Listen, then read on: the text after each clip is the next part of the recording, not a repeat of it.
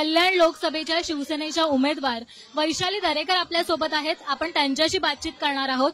ताई, काय सांगाल, तुम्ही डोंबिवलीच्या शोभायात्रेमध्ये सहभागी झालेले आहात, काय कसा आनंद आहे, कसा उत्साह, काय सांगाल याबद्दल?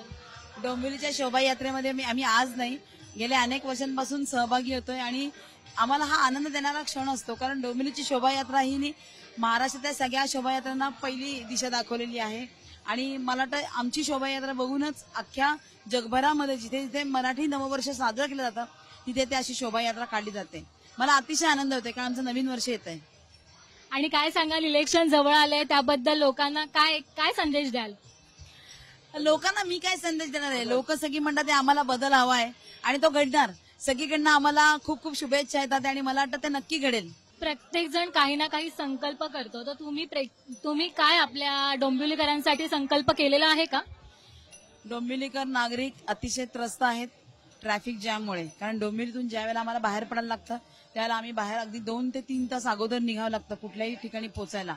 त्यामुळे मला त्या ट्रॅफिक कंडिशन बद्दल काहीतरी व्हायला पाहिजे. रस्त्यांचं कॉन्क्रिटीकरण झालंय पण रुंदीकरण होऊ शकलं नाहीये, ही मानसिकताच नाहीये यांच्यामध्ये. दुसरी गोष्ट, नवीन ब्रिजेस टाकतात पण ब्रिजला जोडणारा रस्ता जो व्हायला पाहिजे तो केलेला गेला नाहीये व्यवस्थित, म्हणजे रुंद व्हायला पाहिजे ते केलेलं गेलं. म्हणजे आपण म्हणतो ना दिशाहीन विकास कामं करणं असे प्रकार चालू आहेत. तर त्याच्याकडे लक्ष, नवीन मोठे प्रकल्प कल्याण डोंबिवली या क्षेत्रामध्ये म्हणजे कल्याण लोकसभेमध्ये आलेले नाहीयेत, ते आले पाहिजे जेणेकरून मुलांना शिक्षण चांगलं किंवा मुलांना नोकऱ्या.